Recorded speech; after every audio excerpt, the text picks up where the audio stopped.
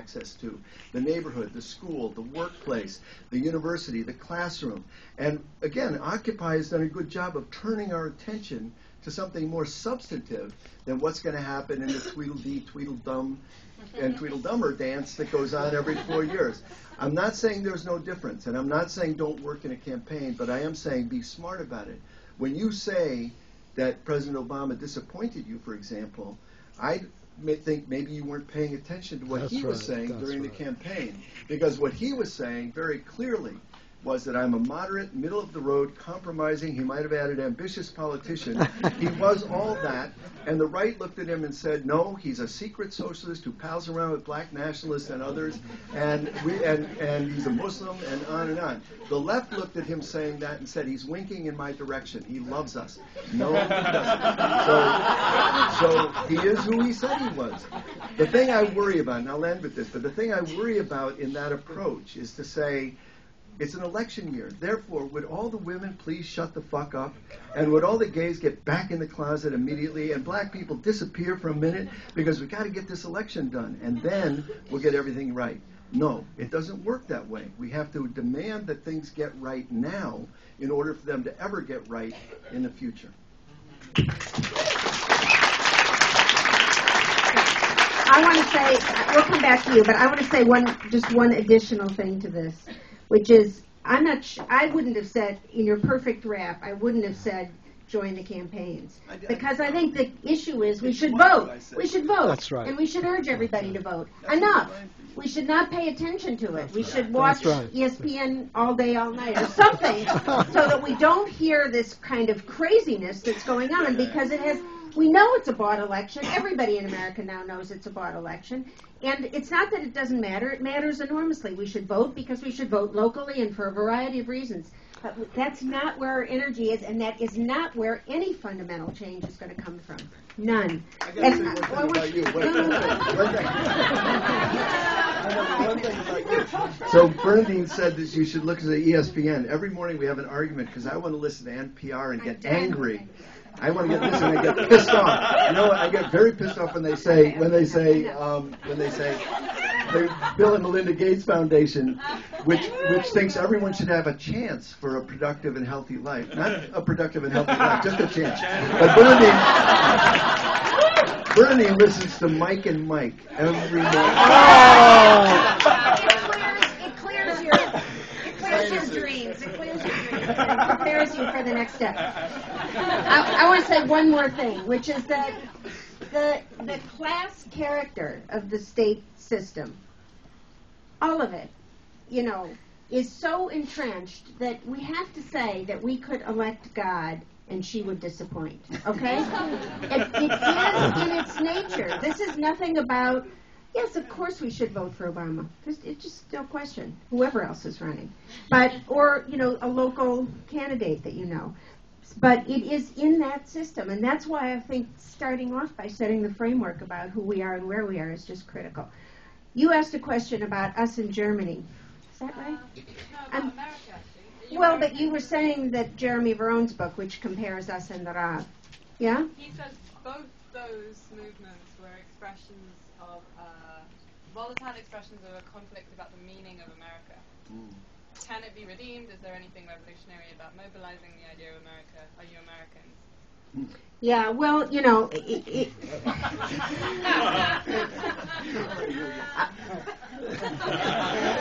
just changed her question. That's so unfair. Much more complicated, because I was going to say, actually, us and the Rav were, I think, quite different. We verged, and we took very different steps, which are, I think, explainable by the difference between the first generation after World War II in Germany and us coming out of the 50s, so on. So that's a little different. There were remarkable similarities. We both had SDSs. We both had women's movements. We both verged into a lot of militancy, and we both had very repressive state responses. But I think that there's a lot of young scholars looking at this relationship between Germany and us, because there was a lot of relationship, in part because of the military bases, the U.S. military bases planted in the middle of Germany. Ronstadt's still there in Germany, where GIs were, about to go or coming back from Vietnam, and were deserting in significant numbers. So that's all just very interesting to me. And, at the same time that we reject a lot of the iconic things that America stands for, of course we're Americans. We never left the United States when we were fugitives. We are absolute products of the Midwest. It's pretty obvious to a New York audience that we are.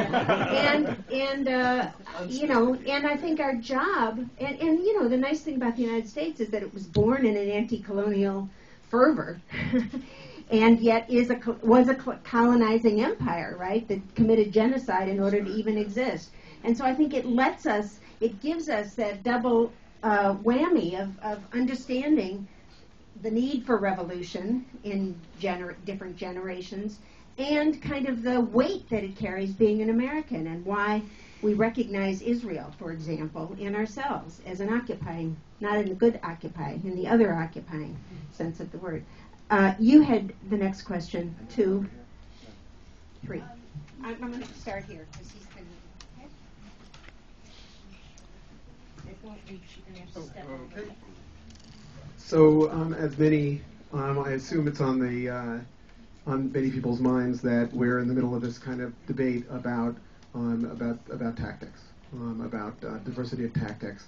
And one friend of mine just pointed out that those of us on the Gandhi-like nonviolence side of this discussion are actually being pretty crappy listeners to people who are favoring diversity of tactics, which really wasn't alive for me until I realized exactly how little I actually know about why I think, the Gandhi-like nonviolence.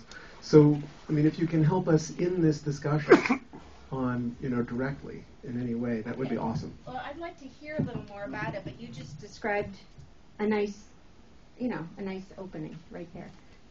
Yes. Yeah, I was in particular concerned about the erosion of civil liberties in terms of the Constitution with the NDAA.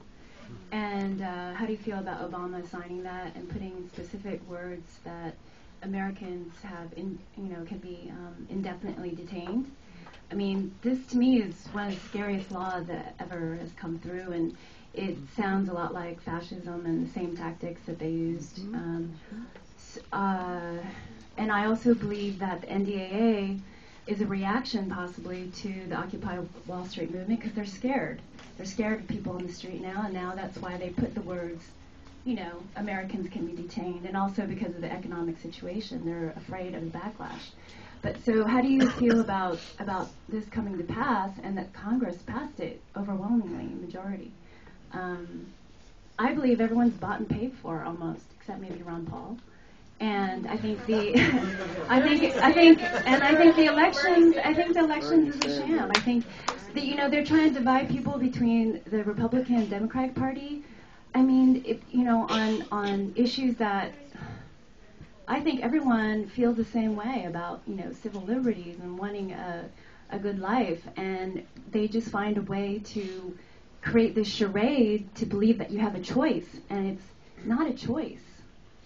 I don't know. I just. Mm-hmm. Let's do one more. You had you have to lean in because you're going to pull it out. Sorry. This is a related question to the one that someone asked a second ago. I was wondering how you defined violence in the 60s and 70s, how you define it now, if that definition has changed at all, and if, on your own definition, you have ever been involved in an act of violence. Oh.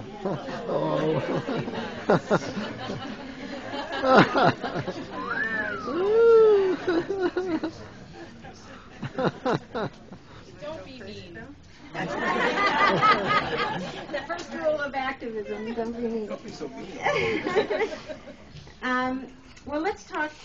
I mean, you're basically both raising questions about diversity of tactics, direct action, and tactics, violence, including violence. And then you're raising the question of fear. I would put that under the big rubric. And somebody else just said it about Chicago, too, and how scary our mayor is. So I think we should talk about both of those a little bit, and maybe more back and forth. So interrupt, okay? Don't wait till we finish now.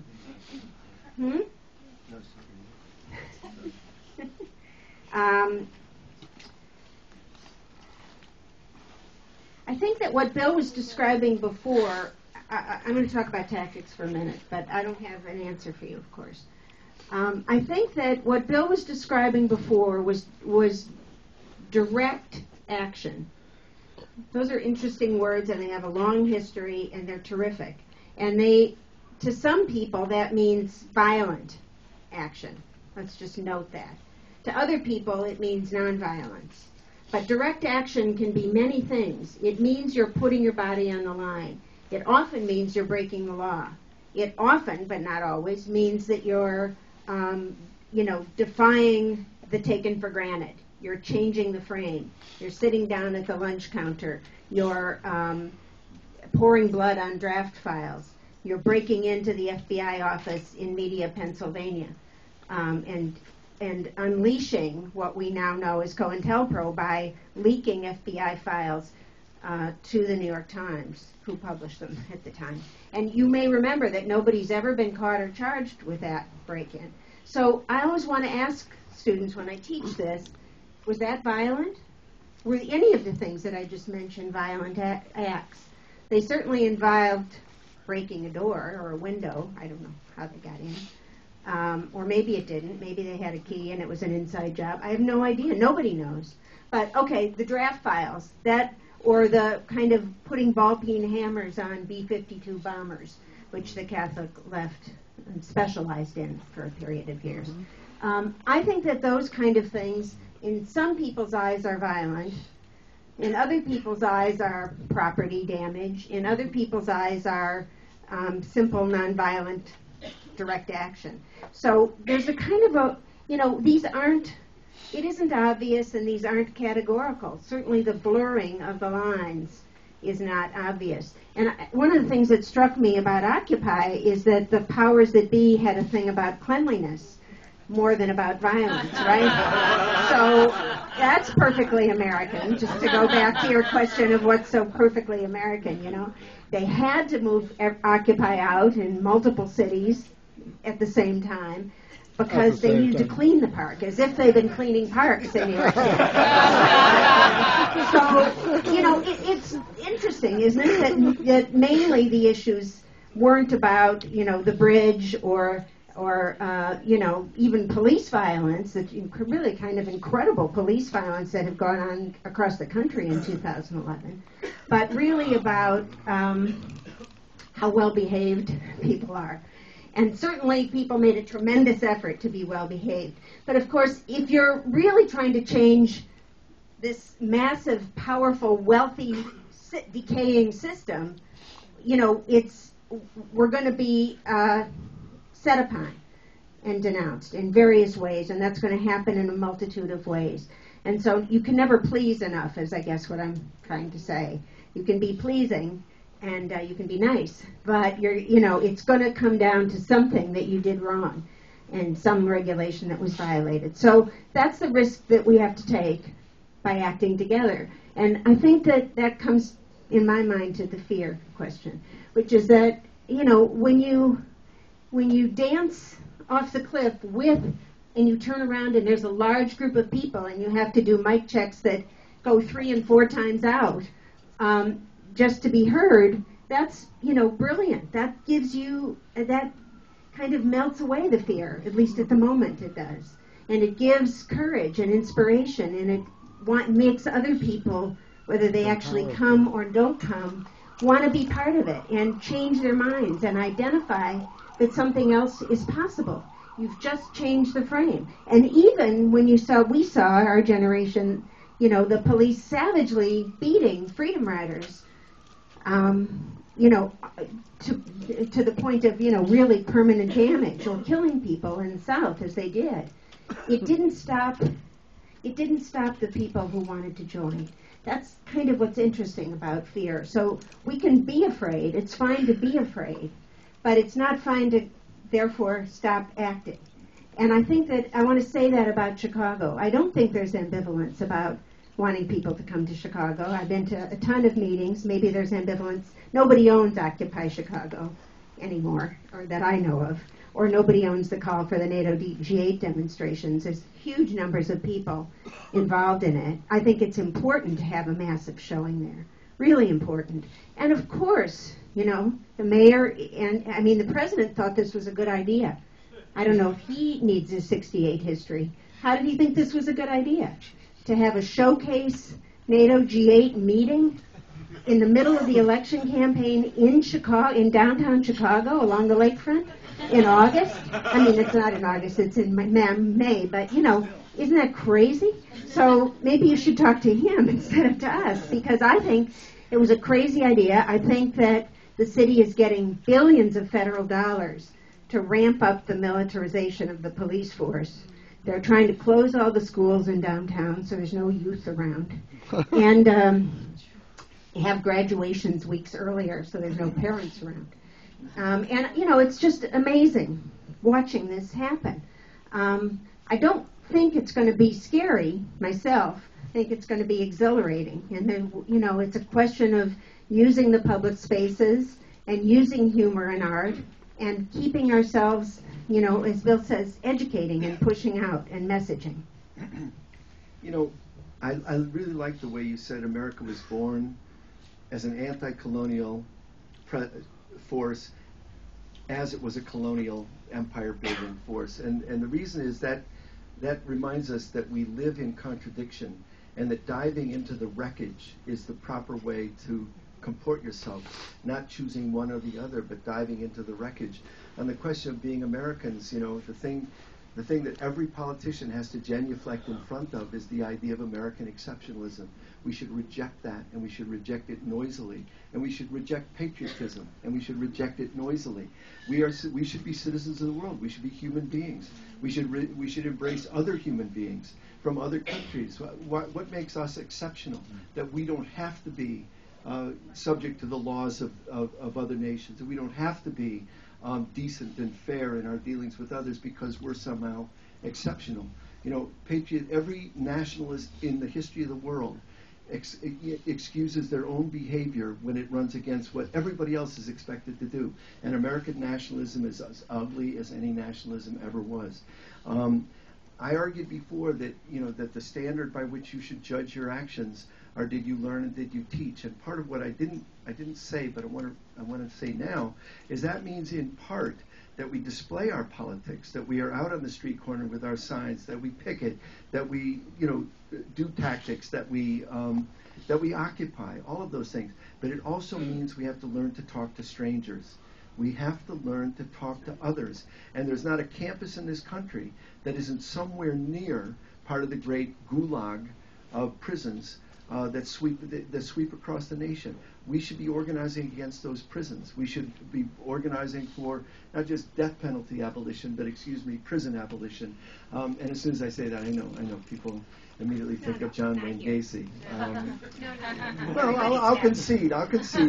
One prison cell for Dick Cheney, one for George Bush. I mean, justice demands that the people who created who broke the laws are brought to justice, are brought to some kind of a conclusion, and that's never happened. So that has to happen. I get that, but I'm saying you and your community have to figure out ways not only to display your politics, but to go organize, talk to strangers. I'll never forget the first time I met the Vietnamese in the 60s, them saying to us after they heard all of our grand plans, they said, yes, but have you talked to your Republican parents? And our response was, really? I don't want to talk to them. Talk to your parents, goddammit. And I took that seriously. I think that's very good advice. On the question... I want to say something. You know, I agree with everything you said about being internationalist, but I think, as I want to insist, that it's more complicated for Americans and for North Americans, and that we have to be both. We have to be North Americans. Why? Because what's been done for the last 100 years or 50 years, well, 100 years, has been done in our name. And I think that gives us a particular responsibility. Very much like King said, you know, if this is the greatest purveyor of violence on this earth, if the United States military empire and machinery is, that gives us a very particular responsibility right? And so I think in that sense we're Americans, in the sense that we have to challenge it. And I think for Occupy and for the youth movement, challenging white supremacy is critical. And that is very much a part of being an American. So I think, you know, there was beautiful things. I mentioned the prison, the Maxi prison. Pelican Bay. Thank you. Thank goodness. Could you all just come home with us? And, you know. But I also, you know, I also want to mention, you know, Occupy the Ghetto, which sprang up in Chicago and many places, in which the Occupy, almost exclusively white occupiers, were, in a very comradely way, brought into the poorest communities of Chicago, schooled in what's going on there, brought to foreclosures that were being resisted by, you know, by direct action around the city, and really, you know, in a very unconfrontational and not mean way, being challenged to think about who we really are and how we think of the we. I just want to say before we get the next few questions, and come on in, here, sit here. You know, I just want to say quickly around this question of violence. You all are against slavery, right? That was lukewarm, man. That was horrible. Answer your question. You're all against slavery, right? Yes! Love this guy. But of course, any of us who were against slavery in 1840, of course, would have been breaking the law, and we would have been going against the founders and the Constitution and all common sense and the Bible and our preachers and everybody else. But let's just admit that we are all good people, and we would have been those people. We would have been the people who would, you know, abolitionists. Okay.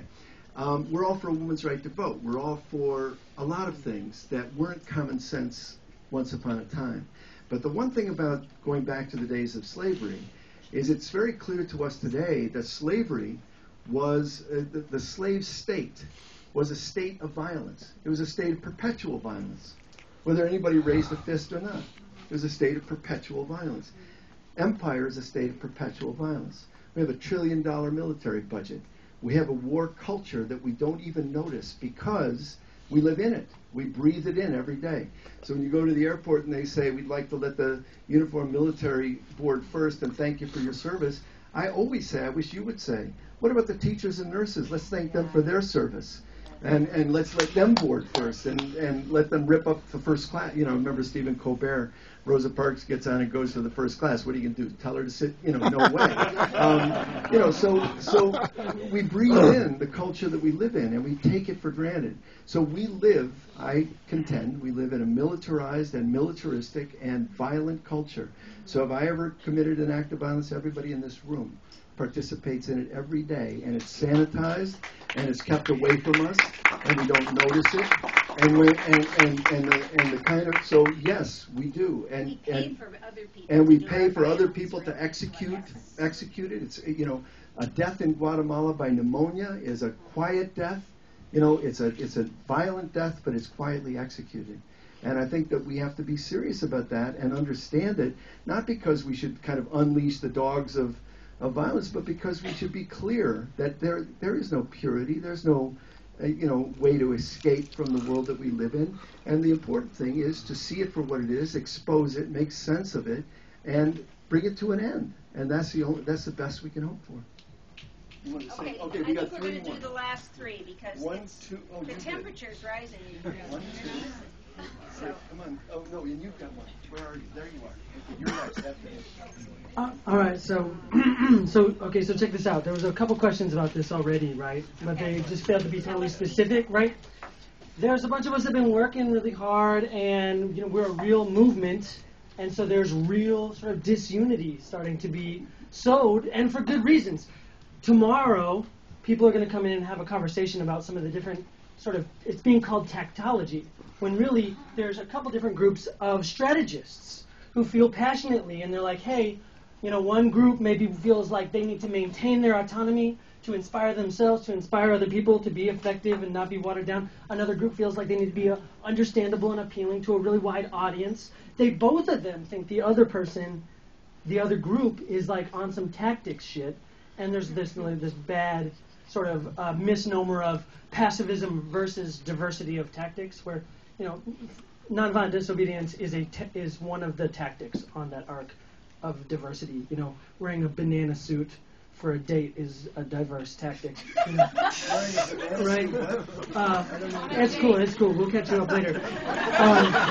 So I think that what we want to hear from y'all are sort of these y'all are some of the main names in radical militancy, right or wrong, that we're allowed to survive. And it's good to see y'all. Thank you. Okay, you're allowed to survive, and we've got you here now to kind of talk to us about this idea about is it more important to try and be more accessible and understandable and keep it calm and keep it cool, or how much is everybody's individual autonomy really important, because feeling good and feeling passionate and doing in the moment is what's most important? We're feeling hot about this question. It's really not as big a deal as we're all treating it. It's just we're dormant right now, so we're feeling freaked out about everything and who's responsible for nothing happening kind of shit, right? But things are heating back up. But meanwhile, what have you got for us about this idea of not really fundamentalism versus not really fundamentalism, but that conversation, Great. Thanks. And over here, she has something. Right here. No, go ahead. Basically, I lived in New York City all my life. It's one of the most culturally rich and diverse places in the world, and I find the Occupy movement doesn't reflect that. I find that for Hispanic and Latino men and women to have a voice, we have to have our own caucus. For men and women of color, they need their own group. The anti-racism group is all white people, and I feel like the stories of black and Hispanic men and women won't be told. I mean, when I learned about the 60s in schools, we didn't learn about black and Hispanics and what leaders do I have to look back to find my story and my voice? And the same for Asian men and women and people of Middle Eastern descent. What were we doing in the 60s? And I know we're doing stuff now, and I feel like our stories and our voices aren't being heard. And I don't want my hypothetical children and my hypothetical grandchildren to not have a story. I want them to hear about, all I have is Sophia Mayor. Come on, man, there's got to be somebody else.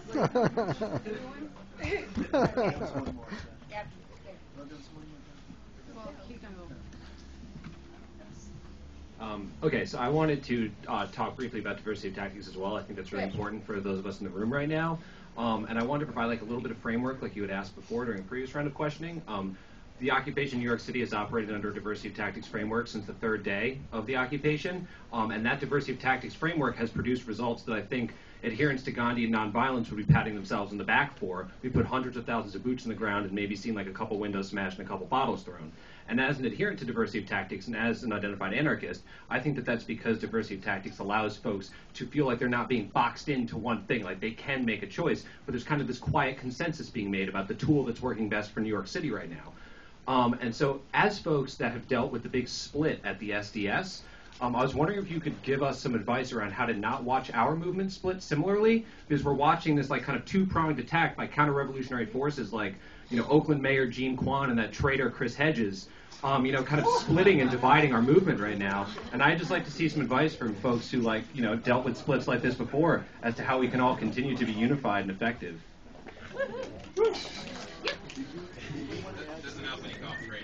Yes. Yes, go on.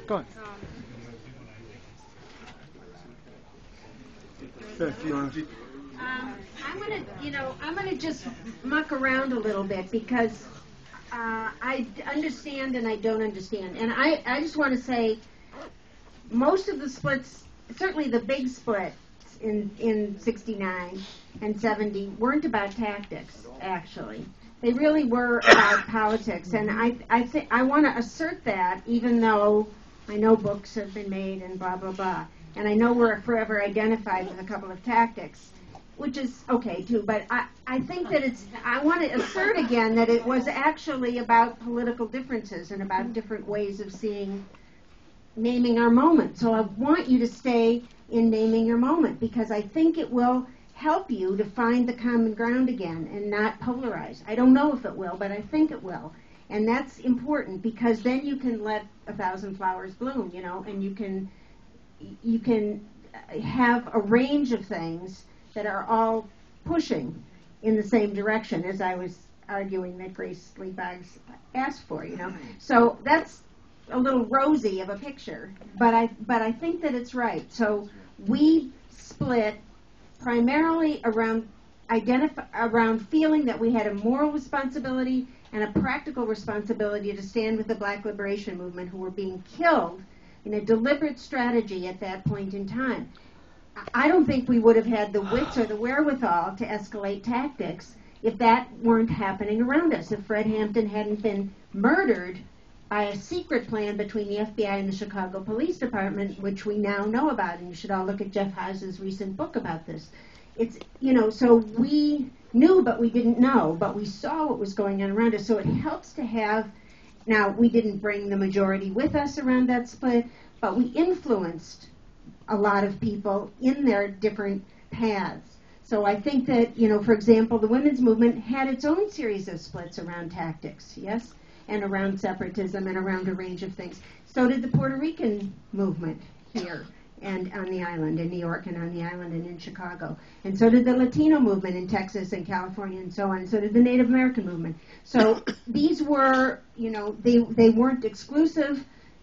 I mean, we came up in that moment where racial separation was, it's not that racial separation isn't extreme now, but it was extreme in political organizations too, and now there's lots of political organizations where, diversity is valued, and diversity is a silly word, but you know what I mean, where a fierce presence of third world activists is demanded and needed, and I'm really urging you guys to struggle about that as an important direction wherever you go next tactically, as much as you do this. Second thing I want to say is that I do think that to attract more people, they both need to think, you both need to project the idea that something's happening here. What it is ain't exactly clear. Something is happening here. I want to be part of that. I remember years before I actually took my first step into activism, seeing the pictures of the Southern Civil Rights Movement and seeing people in San Francisco being hosed down the steps of the City Hall for standing up, for defying HUAC and for going after anti-communism. So those kind of things inspire, and sometimes it takes a couple of years for people to act on it or to figure out how to get there. So you want to always keep a big side door open for people to wander in, to come in, to stand on the edges, to look, to listen, to want to join, right? And that doesn't mean not to go forward at all. It just means keep that bit, in order to join us, you don't have to be doing all this. Last thing I want to say is I don't understand, this is really going to date me, I don't understand autonomy as an idea in the sense that if you're part of a big group and you're either breaking the law or engaged in direct action, you're responsible for each other. Yes. Right? So, now wait, I'm not coming down on one side or the other here. I'm really not. I'm really saying and it sounds to me like that's what you did throughout 2011. So, hey, let's hurry on. We aren't having a winter. We're just having spring. So let's go back out there. I just build on a couple things you said.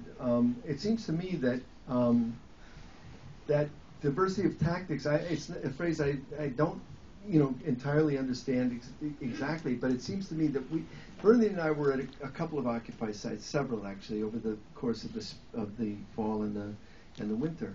And at one place, when the police came to arrest people, the people who were kind of holding the mic said, anyone who wants to get arrested, line up over here and get into the police wagons. And that seemed a little too much for us, It was just too nice. Okay, don't be mean, but don't be that nice, In other words, what's the point of direct action if we're not illustrating and dramatizing and theatricizing something? And the something that we would be, dramatizing in that moment is exactly the violence of the state against people who are standing up in opposition. So that seems to me that seems to me nonviolence run amok. And it reminds me of, on the one hand, who could dislike Gandhi? Gotta love the guy, bringing the British Empire to its knees. What a lovely thing. On the other hand, Gandhi did answer a question that no other Western pacifist ever wanted to answer. And he was asked it right at the end of World War II. And the question was, but what about the Jews of Europe? And his response was consistent, but a little strange. And the response was he should have lined up and committed mass suicide. I don't agree. I mean, in a messy world, that would be, to me, the wrong thing to do. So, you can go kind of overboard in that direction, but I also think Bernadine's right, that we are responsible for each other, and that means we fight things out among one another, and we figure out what's acceptable in what period. And then I go back to what I said in the beginning, and that is that the judgment that you make on yourself is, did I teach about the nature of the system, about the way forward, and did I learn? Am I a smarter person, a more experienced person because of what we just went through? If I taught and I learned, then okay. If I didn't teach, but I blurred and I confused, then it's not okay. And I think we have to all be honest that we don't always do things right. It's not a tactical question, but it is a political question. But it's also I think it's one of these questions where you don't know till you've done it. So I'm not sure you can solve it in meetings, In other words, sometimes you do something, you dance out to do something, and you look behind you and nobody's there. And sometimes you get into it with, I don't know what, somebody, law enforcement or, corporate executive, whatever the situation is, and you look behind you and there's people surging past you, So that's the dilemma with this. The dilemma is you can't fix it, with an answer. You can't, wait a minute. I think you can't fix it with a final answer. You can fix it for tomorrow, but not the day after, maybe, is the way to say it. And so I just want to say, you may think we're avoiding the question, and maybe it's because we don't know enough about it, but I do feel like, your imagination has been so good in the past. Trust your imagination here. And your imagination can do a lot of things that isn't really about, I don't think, it falls under autonomy and diversity of tactics, unless those are code words for other things, which they clearly are, right? So no, they're not. Okay, so you can do a lot of things under those two ideas. That's all. Thank you. Yes.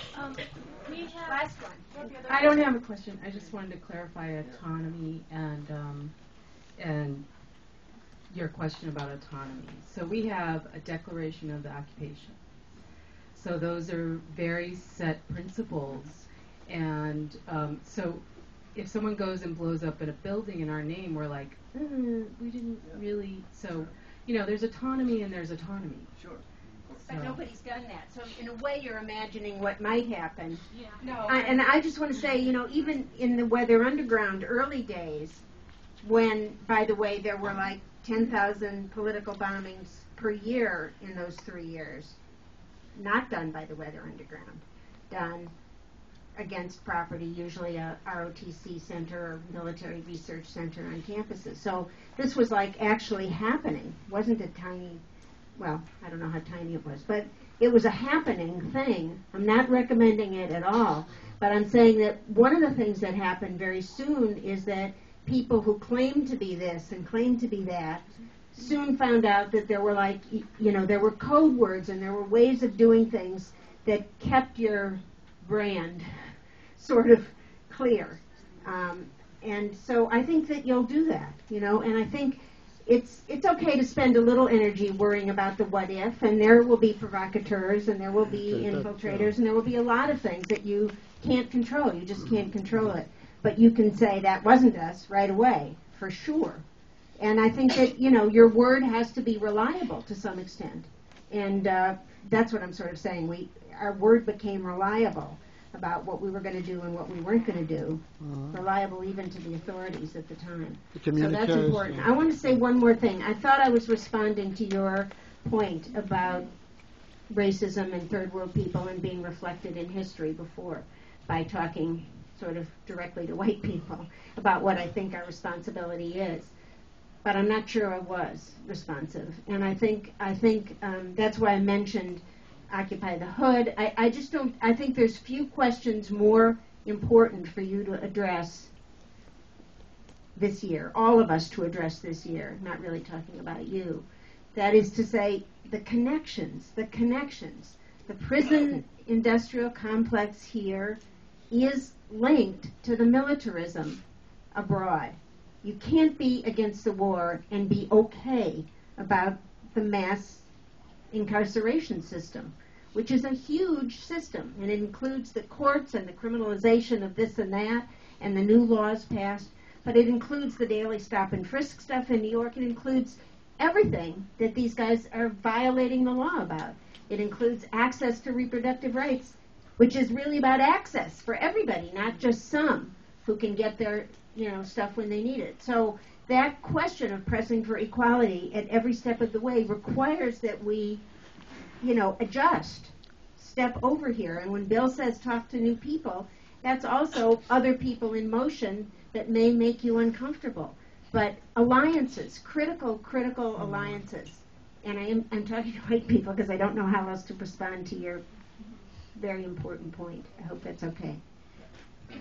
But, I thought I'd just add one thing to that, agreeing with everything you just said. I think that when you said militarism is linked then to surveillance and incarceration here, but it's also linked to the environmental movement, and we have to reach out and find a way. That's what I love about the Occupy moment, is that it allows a space where every grievance can come into the public square, and we have a responsibility, uncomfortable as it may be, to then have that conversation so that we see the ways in which, the targeting of women and asking women to please shut up for the election is linked to the environmental catastrophe worldwide. It's linked, and it's linked to militarism. Why do we have these wars? Why are we surrounding, the Middle East? These things are linked, and so part of movement building is reframing, which has been so brilliantly done in the last few months, and has to expand and extend to people who haven't heard it yet, and then we have to connect the issues and go deeper,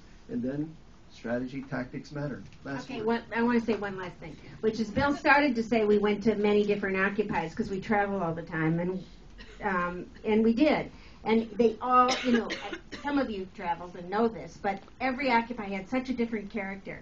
I mean, Chicago had a street corner, not a space. That was a weakness which they often turned into a strength, we often turned into a strength. D.C. and Detroit, had very significant populations of homeless people in Occupy. And that was created its own problems and it created its own strengths. And they were fantastic. I mean, walking